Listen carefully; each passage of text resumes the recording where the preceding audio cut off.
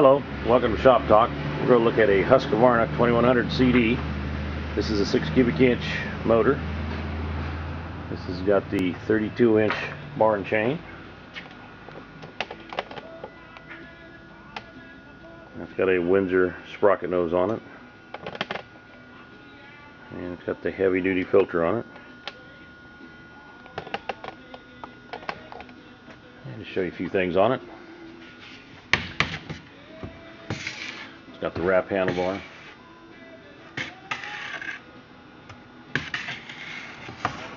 It's been welded right here.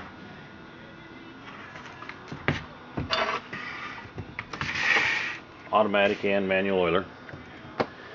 And this one does run, seems to run okay. I'm going to sell it for parts saw because it does have, sounds like a little bit of a bearing noise, so be aware you may have to do some work on this saw. But I'm going to fire it up and let you listen to it.